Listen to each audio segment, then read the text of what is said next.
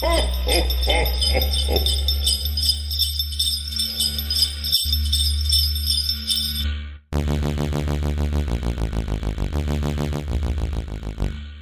to Pumpkin Spice Podcast. It's a seasonal holiday treat where comedy and horror meet. And my name's Rob Schulte, and with me as always is... Brittany, hi! Woo! Hey dude, welcome back to the holiday season. Thank you. I appreciate it. How we are always you? got to throw in a holiday spice episode. I'm doing great. You got that holiday spice. Holiday Spice Pepsi. I'll talk about it every single year. I wish they brought it back. Praying for you. Maybe that's just like ginger added to Pepsi. I'm laughing. I'm laughing. I'm dancing. I'm having fun this season. It's a happy... I had too much holiday spice Pepsi. So sue me. I'll settle out of court. Brittany, we're going insane. Is it because we are on the tail end of our huge project with AFE? And SiriusXM? Yes. And Tom Bergeron followed me yesterday? Yes. Yeah, you get the follow, I get the retweet. I know, but did you get some follows out of it? No, but that's okay. Well, you got It's some okay. affirmation, some validation. I did. It felt good. I loved that he was up early and tweeting or following, and Tweeting, anyway, following. I just want to say congratulations again. That was great. Thank you. Now, Britt, a while back, during the pumpkin spice season, I was a guest on Fix a Flick. Yes. And during that episode of Fix a Flick podcast, the boys came up with an idea that they would challenge the Give It 5 podcast on fixing Scream 4. And they sent me their audio. Fix a Flick sent their audio. Give It 5 plus Amanda sent their audio. And we had to digest it, figure out who won. But I think the best plan would be, and tell me if I'm wrong. No. Share that audio within this episode. Okay. And then at the end, you and I can give our ratings. Okay. Yeah? Yes. Okay. Yes. I do have to admit one thing before we go in. What's up? They gave me this audio weeks ago, and I am the tardy one. You're tardy for the party? I am. Click them keys and Google me, and you'll find out that... Anyway, let's get into the clips. Hey there, welcome to Fix a Flick, this show where we try to fix the problems with the movies that we love. My name is Peter. With me as always is Connor. Hello, Internet. And I think if we're doing this correctly, you're hearing us as a part of a mini episode of 3 of my favorite podcasts, the Pumpkin Spice Podcast, the Fix a Flick Podcast, and the Give It 5 podcasts, in no particular order. And we've been given a challenge to see if we can give a better fix of Scream 4 than the Give It 5 podcast. And the great Rob Schulte is going to determine who has the better fix. So we got to bring our A game. And Brittany High. So we're going to try in the next 15 or 20 minutes to do a fix of Scream 4. Rob has either already done a synopsis, or if you want to go and hear a great synopsis, you can go listen to their episode of the Pumpkin Spice Podcast where they talk about Scream 4. They tell you everything you need to know about it. So we're going to skip all that, and I think we're going to jump right into the fix. Right, buddy? I love it. Let's do it. Okay. I'm so stoked right now. You want me to kick it off? I think your cold open is where we need to begin. Okay, here we go. The cold open begins. You have a very familiar setup. You've got some blonde co-eds watching a scary movie. They get a mysterious phone call, and the Ghostface killer shows up, and they end up dead. Pretty familiar stuff. The reveal is that it's one of the stab movies. I don't really care what number. There have been a bunch of them right now. I think they're on 7 in the Scream universe. Yeah, I believe Scream 4 features Stab 7, which is the intro to Stab 6, or the other way around. Stab 6, which is the intro to Stab 7. Right. But the reveal is that we cut away from the TV screen showing this horror movie, and pulling a DVD out of the DVD tray is Sidney Prescott, the heroine of the first 3 Scream movies. And you can see that she has been on her own binge of the Stab movies. She's been watching them, she's been studying them. She, has been kind of going through them, and she seems a little inquisitive about them when she gets a phone call, and a ghost face, or in the parlance of the Pumpkin Spice podcast, Scream has come to visit her and make an attempt on her life. But what we find out about Sydney is that she's not messing around anymore. And through a series of Krav Maga and maybe a couple firearms, she kills the ghost face pretty quickly. And just as she's going to reveal who the killer is, we get the logo for Scream 4. And that's our cold open. So nice. Pause for effect. From there, we go back to Woodboro. And things kind of play out a little bit similarly to how Scream 4 goes now. Sydney has written a book kind of about her life and about how, she has tried to transform how she's experienced a lot of the trauma in her life. She's got her little Allison Brie sidekick editor. And how just because you have been a victim, that does not define you as a victim forever. Well, it's actually really interesting because Allison Brie's character, I made a note of this. She has one of these lines before she gets killed off in the Scream movie, where she basically says, "You're the eternal victim. You should just lean into that. You should really make that your thing." And it's shortly after that where Sydney fires her, which I thought was a little bit telling. I was like, she doesn't want to be the victim anymore. She's been the victim for 3 movies. She clearly can handle herself now. We just saw it in the cold open. Why does she still consider herself to be the victim? I don't think she does. So the movie goes on, and it gets eerily similar to the first movie. They kind of pointed it out in this movie that they go through the similar patterns of killings where, 2 girls get killed when their parents are out of town, or, they're home by themselves. There's a big party, and I think a lot of our high school students that we get introduced to who seem to be obsessed with the Stab movies / Sidney Prescott also get murdered. And it all leads up to sort of a final moment, if you will, where we are introduced to Sidney Prescott's cousin, who seems to have mixed feelings about Sydney. She admires Sydney from afar, but she never really got a chance to know Sydney because Sydney was always busy running for her life, basically.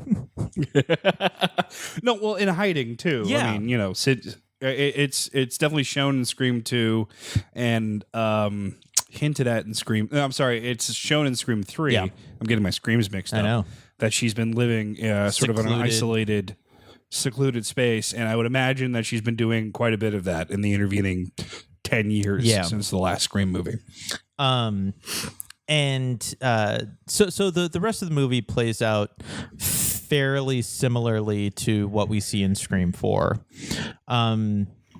Except, we get to the moment where Rory Culkin is tied up in the lawn chair outside the house, and Hayden Panettiere is on the phone with the Scream killer, and he's quizzing her about the horror movies. What were the weapons that were used by different bad guys, villains, yada yada yada.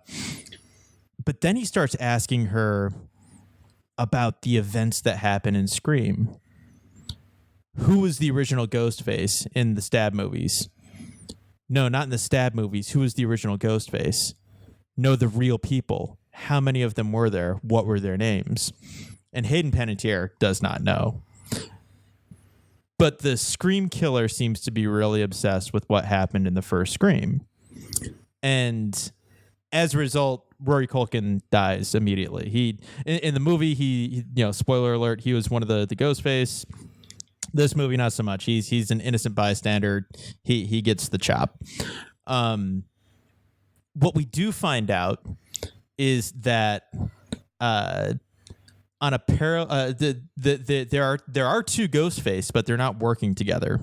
They're actually doing their own thing, and they kind of keep missing each other. One of them is Sydney's cousin. I forget her name. Jill. Is that her name? Jill. Yeah. Yeah. Jill Roberts. Yeah. And the other one is Sydney. So we get to a moment where we're in the last house in the movie. A lot of people have died, and all of a sudden there are two Ghostface staring at each other, and they're both quizzing each other on the history of what happened in the original thing. And finally gets to the point where, the Sydney Ghostface says, well, you couldn't possibly know this. And she gives a some question about like what actually happened. And the other Ghostface goes, how the fuck would you know that? And Sydney pulls off her mask and she goes, because I was there. And then the other girl pulls off the mask and it's her cousin. And Sydney is somewhat relieved. And she sort of explains that she has basically had an attempt on her life every single year since the first couple of murders. Since 1996. She has gotten very used to psychopaths feeling like they have to finish the job. They've become obsessed with the stab movies. They know Sidney Prescott's still alive. They do their creepy internet thing, and they always find out where she's living, and they always come to try to kill her. So they haven't necessarily made them into movies, but Sidney has literally been defending herself from psychopaths since she was a teenager. And she cannot handle the trauma anymore. Something in her broke. It's like she was in the jungles of Vietnam, and she has just overloaded on trauma to the point where she felt like she had the only way to get over this trauma is if she becomes the Ghostface killer herself, and she closes the circle using the events of what happened in the first movie as sort of a template. Jill, her little cousin, on the other hand, has motives very similar to the first movie, where she wants attention, she wants fame, she wants the book deal, she wants to rise and sort of meet her cousin's star, her cousin who never had time for her cousin who, she thinks that, she sort of intentionally distanced herself from the family, and she has this resentment against Sydney. So all of a sudden you have these two psychopaths murdering half of Woodsboro to make very different points. And I think, and we talked about this a little bit, but I think at the end, Sydney is somewhat relieved that, like, A, she's not the only one. She's this kind of runs in the family, apparently. But B, that there is finally somebody who can bring her peace. And she basically, it becomes kind of a double homicide suicide, I guess. Yeah. Like the circle has to close here. Right. Well, and so thematically, it's all about closing the circle. And Sydney was under the impression that she could close the circle by taking on the identity of Ghostface, the killer that has stalked her and tormented her for 15 years.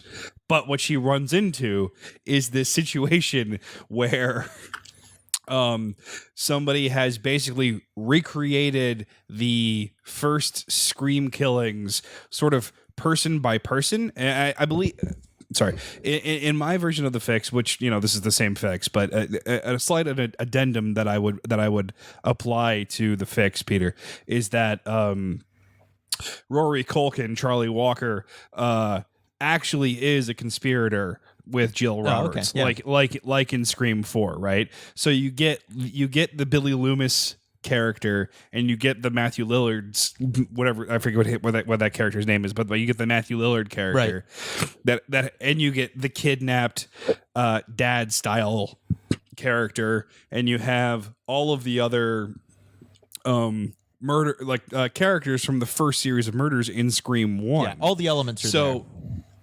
Exactly. All the elements are there. So while Sydney has been going around trying to become the new Ghostface, basically so that no other Ghostfaces can pursue her and try to kill her, this other person has gone about completely replicating the first series of murders. So she has this she has this opportunity that she didn't expect to close the loop, so to speak, on the trauma that began with the first series of murders. She was definitely the hero of the first Scream movie and was a total badass and threw a gigantic television on Matthew Lillard. Sure did. And killed Billy Loomis. But it presents her with the opportunity to relive that situation, but from a position of power. Right. She gets to choose what the ending is. Exactly. Instead of being the damsel in distress that's defending herself, she gets to be the person that's actually in charge of the situation. But I think at the end, what she chooses, what she wants, is to be released from her trauma. Yeah. And the only way she knows how to do that is she either has to kill or be killed in by a person of power. Yeah. So she now recognizes that her tiny cousin has taken this power upon herself, and she's like, finally, somebody I can trust to kill me. Right. So, I think that the movie ends like we said, that this has to be a definitive ending for Scream, and I think that it has to end with Sydney dead, probably her little cousin dead. There can't be another Ghostface waiting in the wings to take over where Sydney and everyone else kind of left off.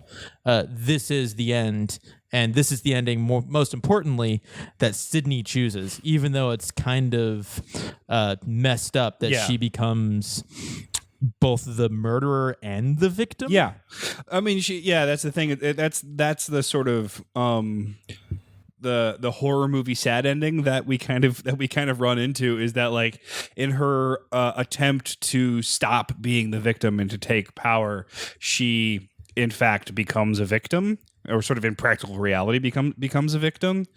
But this is also a horror movie, and that's allowed. The thing about the Scream movies is that they all have relatively happy endings, despite the fact that there's usually half a dozen corpses on the ground by the time the thing's over. Right. But I think we're allowed to, in the realm of Scream 4, especially when they talk about how like the remakes are always darker and they're more extreme and they're more just more. Right. I think that follows the theme of that movie that they established better than having Sydney be stabbed and not die. Because that scene where she's she's lying unconscious on the kitchen floor and you assume that she has died, I would have certainly preferred if they had just gone all the way and had her just die.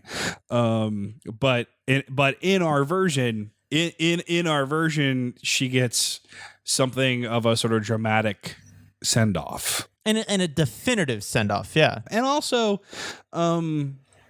it's sort of like a in the end Billy Loomis wins kind of thing too, because 10 years later the thing that he started is what sort of does Sydney in and sort of defines her.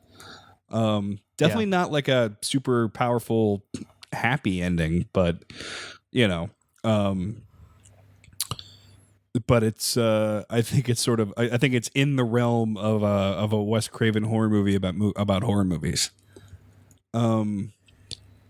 while we're in the midst of this, I also think it bears out that part of the fix is a few smaller moments where, because Sydney is has sort of turned herself into a trained fighter. There's a few moments in the movie where she is attacked by Ghostface that would really benefit from her just knowing what she's doing in a fight and turning the attacks into straight up fights, because those are the most interesting and empowering moments of the Scream movies to begin with. And I think if Ghostface goes at her with a knife and she like grabs his wrist and like flips him over and breaks it, and breaks his wrist and he drops the knife, that would be and then disappears like Ghostface always does. I think that would be a great triumphant moment. And I also think, sort of turning that on its head, that the showdown between the Ghostfaces,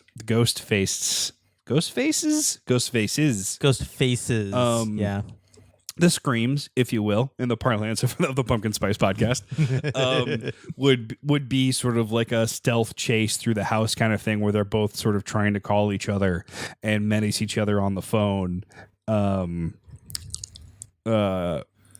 But because Sydney has had this happen to her over and over again, she's much better at it, and that's probably how she murks Rory Culkin. Probably, I would think. Well, and not to sort of get ultra meta on this film, but it kind of becomes a little Die Hard at the end. Mm-hmm. So, instead of fuck Bruce Willis, it becomes almost an homage as like two people try to out Bruce Willis each other from a Die Hard perspective, and instead they're just wearing Ghostface masks. So that is our submission. That's how we would fix Scream 4. We hope we have a better fix in the Give It 5 podcast. We know they're going to bring their best. But Rob, Brittany, I'm really interested to hear what they're going to say. Yeah. So we'll pass it on to the Give It 5 guys, and hope that we can stand the test. Wow, Brittany, Fix-A-Flick had quite a fix there, but we should probably hear Give It 5's clip. Of course, you gotta be fair. 'Tis the season. Yep, totally fair.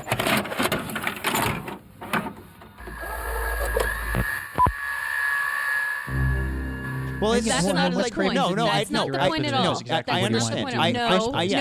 He knew what he wanted to do. That's not the point at all. After all, you're missing the point. It's like, why make You four? guys are Why make completely four? missing the point. It's just hang on.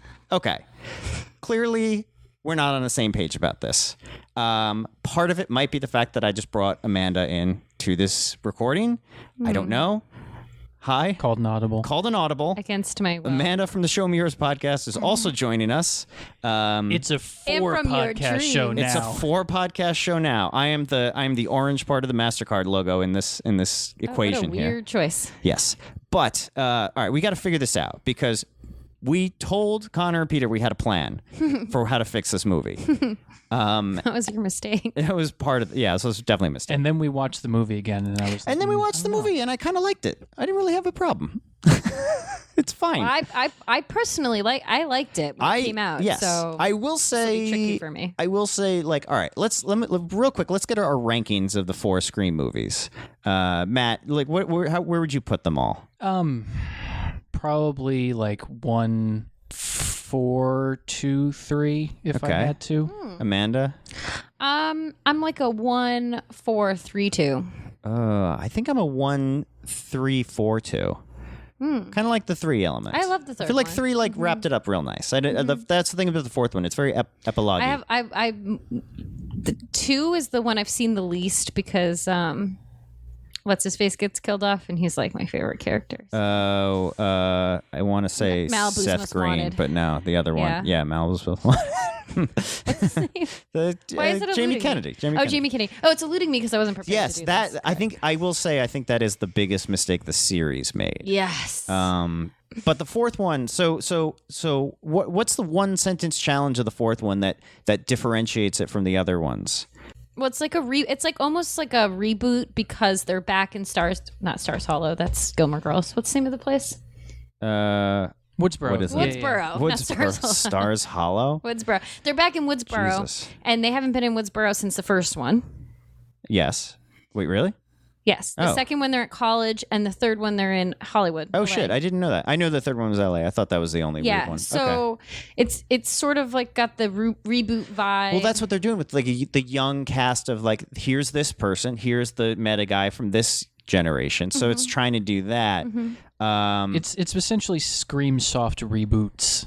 That's But it's tricking you into being a soft reboot because it's not what it is. It's well, got some that's true, Halloween too. H2O yeah. vibes. Yeah. a little bit, yeah. I just what? So what do we? So if we're going to fix it, if we're going to throw this out, or at least maybe take some elements from it, what do you think is the important part of doing a Scream 4 in 2011 or however many years after the first one comes out? Like, So what year was the first one? 95, 6, 98? You literally dragged somewhere me in off there. the couch in here. Yes, Amanda didn't know she was going to be recording I'll do this some up until research. 1 minute before we started recording. It's about 98. I think it's the same years. It's right around the same time as H2O and 96. Faculty. 96. Okay. So In the height of problem slasher the flick. problem is 2011's Scream 4 is still having the same conversation that Scream 1 had. It's commenting on the same type of horror movie, and horror kind of like evolved partly because of Scream. So it's not being meta against Also, anything though, relevant. You have to look at this a little bit through a lens of 2011 because this was before sort of this new age of horror that we're in. This was before Get Out. This was before Yeah. Babadook. This was before Hereditary, Hereditary, which I think completely Midsummer. pushed the genre. Yeah. It was a little bit before, Yeah. so you can't really compare it to like if it had come out this year. but I think that's what pre-ages it a lot is the fact that when we I watched it, maybe a couple years after it had come out, but then having watched it in the last week after all of these movies have come out, Yeah. it feels older than it is to me. And so I think that if we're going to revamp it, it needs to be relevant to the kind of horror that we're consuming today. Well, I guess that's its greatest missed opportunity is that it didn't launch this new phase. Whereas when the original Scream came out, it was nothing could compare. Like Halloween H2O was trying to fall into that same category and miss the mark. So they missed their opportunity to. I think They played it safe. I feel like Scream was the first horror movie in a long time that you knew what the audience thought and was able to like get ahead of it. And there really hadn't been anything between Scream and then the rest of all the movies after Scream before Scream 4 were kind of trying to like keep up with that idea. It's like how Indiana Jones 4 it was like they were going back to basics with it, and it was trying to be like it was trying to push like there's so many other movies that came out between the first Indiana Jones and the fourth one that like were influenced by the first one, and like the fourth one comes out in a world that the Indiana Jones isn't really relevant anymore. And that's kind of the same with Scream. Like we were starting to get to a new place with horror by the time the fourth one comes out. Yeah. yeah. I think if we're going to fix it, I think what we should do is sort of embrace the fact that it is kind of kitschy and of its time. Yeah. I think the idea of starting the movie in a Woodsboro that's kind of leaned into the whole thing and turned into its own little Sleepy Hollow and embraced this character and everything that's happened and turned it into a tourist attraction. Yeah, which is like the opposite of how it starts, right? The people have hung the ghost face up on the light poles or whatever, right? That's how it starts. Yeah. And then I'm just want to make sure I'm thinking of this right movie. And then they're like, oh, we'll have these taken down before your book reading. Sorry. But maybe instead they should like, that's like the one thing that the town has. Yeah. Yeah, instead they should be putting it up. Like that's the whole thing. Like when the movie opens, like you should have an opening where you have the opening of somebody's answering the phone, they're in the house, they don't know what to do, and then they get stabbed, but then you realize that it's something like an escape room they have set up, and like you can have the Scream experience for only like $150 a pop. Go into this house in Woods, and like you have that. That's how you start it. So instead of it actually being a movie, it's this idea of everything's been turned into something that you can sell and market. Yeah, I think that's definitely like a interesting like setting for like where we start. It is like a little close to the other movies. Like how the second one is opening it opens with like the movie premiere. Well, yeah, because the movies exist in the movies. Yeah, kind to of an extent.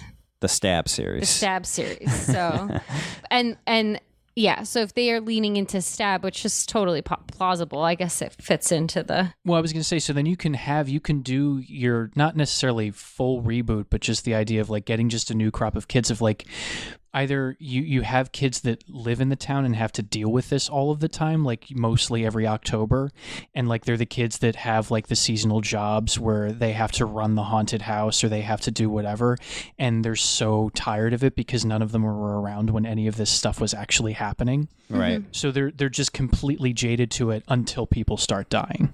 So you have this, one night in the haunted house, like somebody's going through the survival, whatever the hell, and then they get stabbed. They're like, all right, sorry, you lost, and then they're not getting up. It would be great to make her go through the haunted house, and it's set up exactly as her house was. Oh, shit. Yeah, party, like a PTSD kind of thing. Yeah. Oh, yeah. Just relive that night. Yeah, and like nobody ever bought the Prescott house because it whatever about the real estate. So somebody bought it up for, like a dime on the dollar and turned it into this thing. And now, you got to sell tickets just to get into the place. Yeah. Or you can she relives that party. Definitely. I definitely love the idea of like her walking through a set from the first movie and like having like Halloween on, like on the TV and everything, like getting really accurate. Yeah. I think that's really cool. And also I kind of like the idea of like, you can really play with, because now it's not just like there's a movie going on. It's almost like they're in a set or like a fun house kind of, like towns turned into like a playground for the killer. And then you can have a lot of fun with like fucking with the audience's mind as far as like what's like real. Ghostface. Yeah, everyone's dressed up like Ghostface, and there's a bunch of like fake murders that happen all the time. And you could do that with the intro, where like it's just like meta after meta after meta, where you think it's the real murder and it's a fake. They do that and though. Then it's, yeah, but like already, I think they should, but I think they should crank it up to like 11. I think they should take it where it gets ridiculous. I think it's already so ridiculous. How does it happen in it now?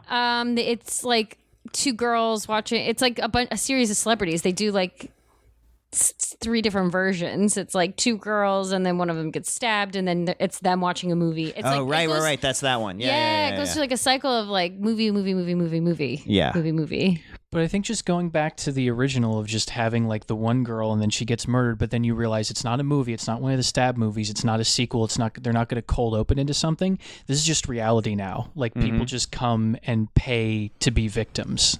Yes. Yeah. No, I think that's definitely where it needs to be. Get your hot cider while you're waiting in line. The whole spiel that you have in Salem, like the same sort of deal where it's like it turns into Halloween Town for at least 2 months out of the year.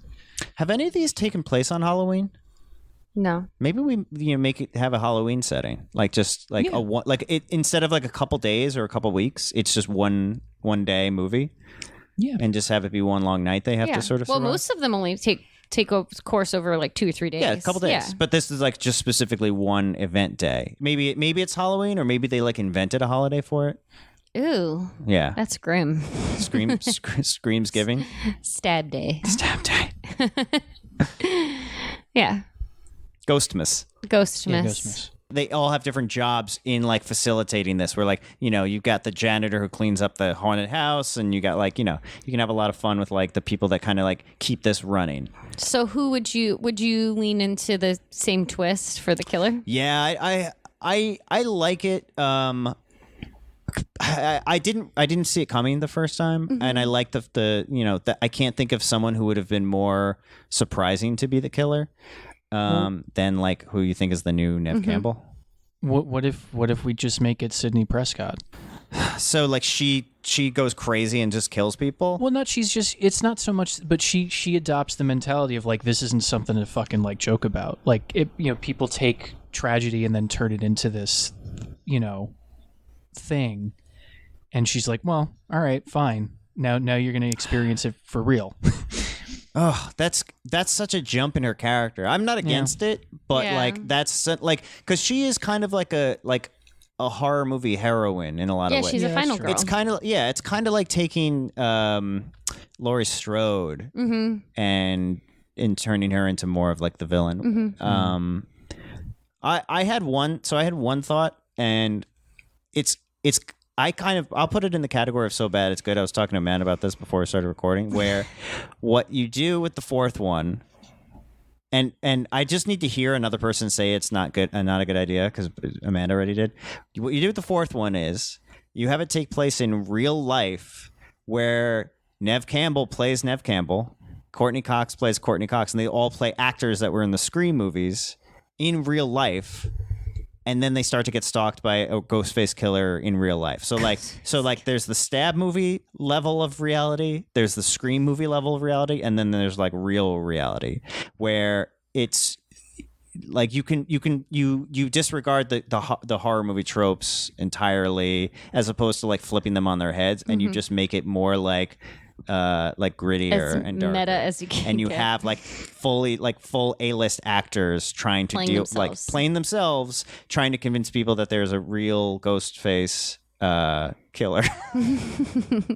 Every time you say that, but that was the one thing I was like, well, maybe you can just crank up the meta so far that you pop out of the movie entirely. I mean, it was good enough for American Horror Story. So did they do that?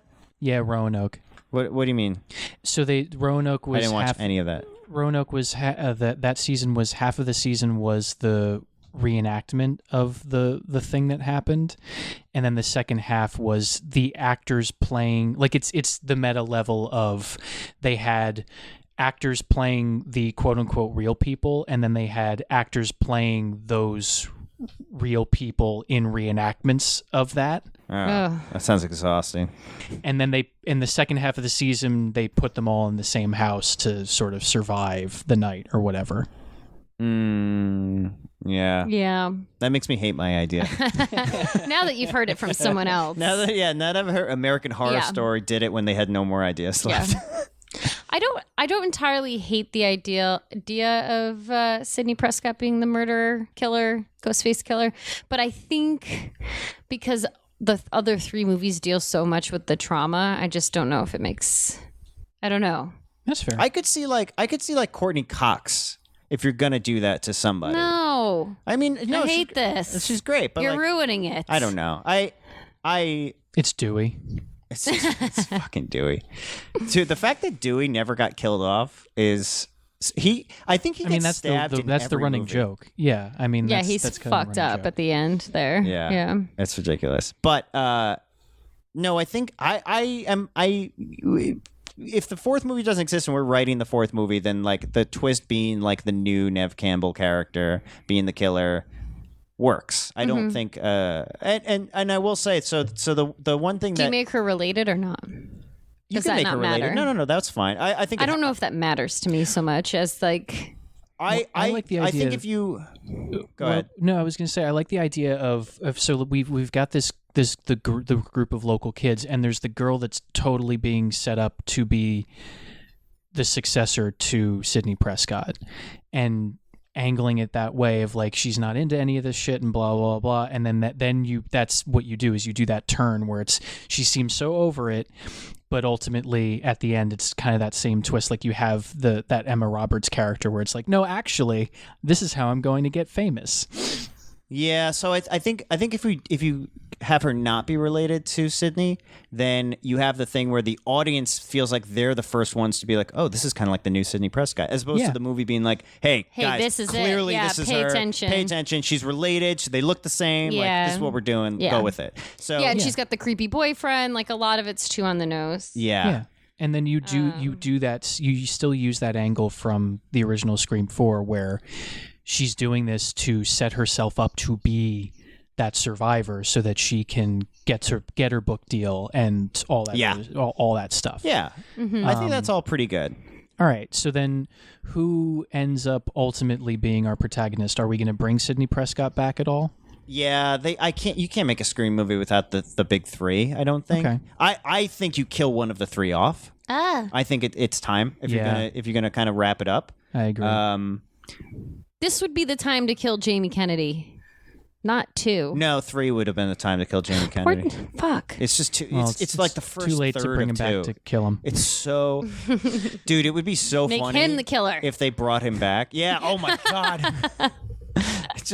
It's all part of the Jamie Kennedy experiment. Oh god.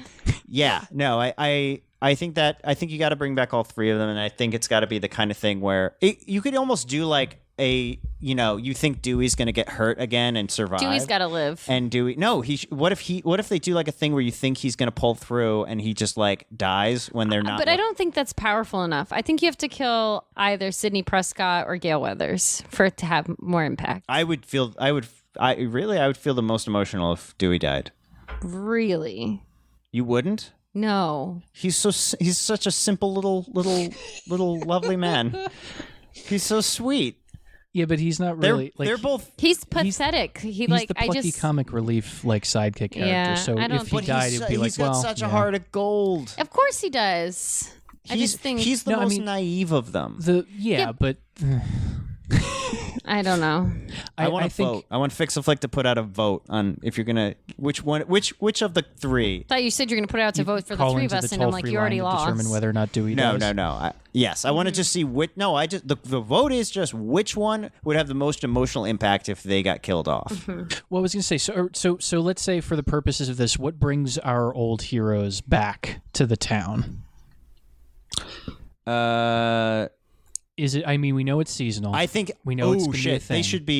They should be suing the town to stop this whole thing. Ooh, yes. And then come back for the court date. Yes. And then that gives a whole bunch of characters incentive to kill them. Ooh, yeah, because that's how they make their money and stuff. Yeah. Oh, that's nice. Boom. Okay. Feels very Scooby-Doo for some reason to me. Scooby-Doo, a little Jaws, like a little bit of everything. Yeah, a little Jaws. All right, so the Scooby Gang comes back to have their class action lawsuit, and Yes.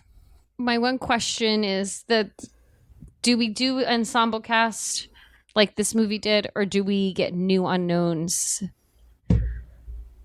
Because nobody in this movie is like unknown, really. Maybe Nico Tortello was at this time, but yeah, I don't know. I think that I feel like that's the extent of our fix for it. I feel like that's. I mean, well, we're at. So you'd leave all the same people in? I'd leave the same. I would leave the same people for the most part. I'd leave the general like cast of characters. I like a lot of them, and I like that there are clearly supposed to be parallel characters with the younger generation, and they play with that a little bit. The one thing I'd say is, I'm pretty sure there are 2 killers in all 4 movies.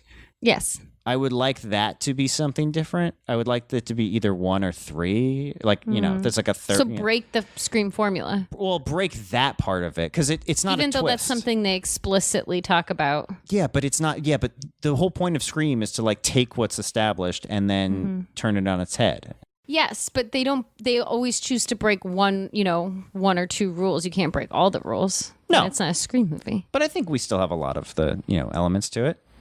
Okay. I don't know. I'm clearly very much more passionate about these movies than you are. Yes, and it's stressing me out. Sorry. Honestly.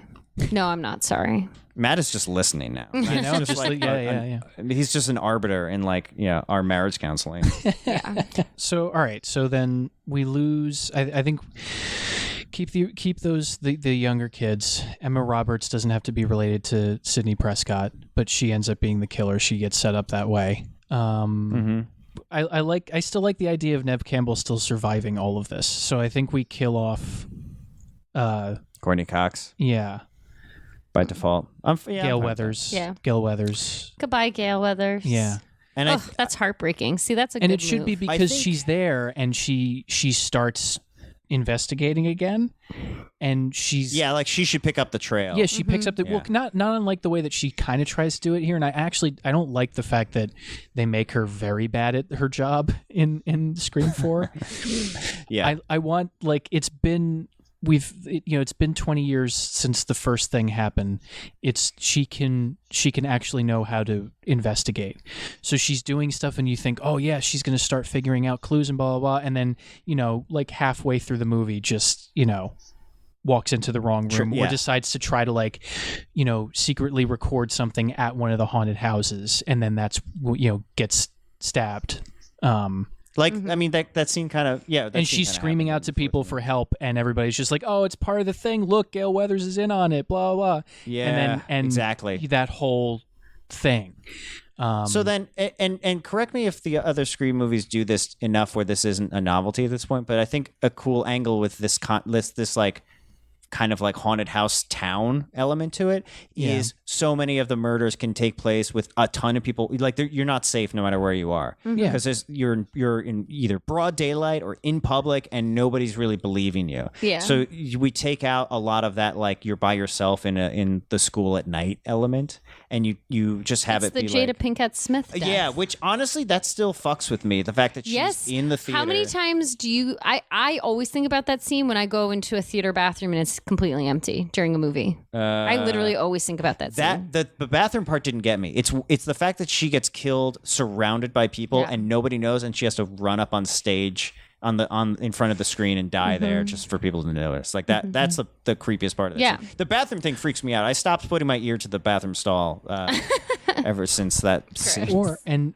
So this might kind of work to our advantage, because then what we do is, so Emma Roberts can be the primary killer, but she could also be kind of this ringleader of just this troop of people she's managed to pull up from the internet, who are just like, hey, let's do this thing, and just getting people revved up, and they just go out in the town and start killing people because there's they like can. a Ghostface gang. Yeah. Well, but It's that's the almost whole like a idea. And cult. So that you get to use that angle of just like, the internet's a great place for a lot of wacky people to meet up together and find out that they have a lot in common and decide on it's the raid on Area 51, except we're just going to go into this town with masks on and start that's killing people in broad daylight. That's good. That's good. And I would love a scene where, it's similar to what they did in Hot Fuzz, where they suddenly realize there's like a ton of people in robes. It's not just one killer. It's Yes. like Yeah. 13 people. Yeah. You have like 13 ghost faces. Yeah. So that's what it is. It's like, oh, there always has to be two. It's like, no, actually, there's like 24. Yeah, and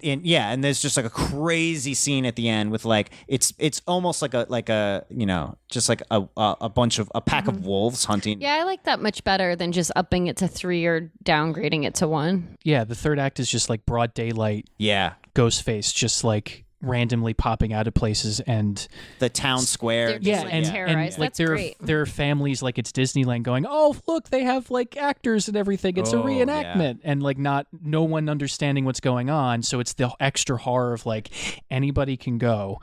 Chaos is happening, and everybody thinks it's perfectly fine. And like half the people know. Yeah. Some people know, but most people don't. Yeah, that's Yeah. the bulk of it. And honestly, I would love that to be like the last like half hour of the movie. Yeah. It's just like this like crazy, there's no communication. Like the It's towers like are the down. It's basically Purge, just- except like only half of the people are in on it. yeah, that's Yeah. perfect. That's perfect. So then you Oh, do that, man. and then There it like is. so then you have Sidney Prescott running around. She's already lost Gail. Dewey is probably in the hospital by this point, and she's trying to like work through the crowd, trying to get people like, no, you have to get the hell out of here, and like, oh yeah, oh that's funny, great. How much did they pay you to show up here? Like, did you sign an NDR? Like, what's going on? And then Yeah. like trying to convince people until she's finally like, fuck it, I'm just gonna go to the source, and then somehow meets up with that that group of kids who are like the regulars, and they're all trying to figure out what's going on because they know something's wrong because they're the ones who know what the actual show business parts of it are, and then none of this is that. So she starts working with them, and then that's when we start to figure out at some point, they have to go back to the Prescott house, of course, because we have to go back to the Prescott house, and that's when we find out that it's Emma Roberts and that she's managed to get this group of deranged people to just start going out and killing people. Yeah. I think that's great. Yeah, that's awesome. And then you can still end it I'm where on board. Emma Roberts, survives the initial attack and is in the hospital to try to be the one that gets to be the new Sydney. Yeah. Yeah, because then most of the kids in the house end up getting killed off still one by one.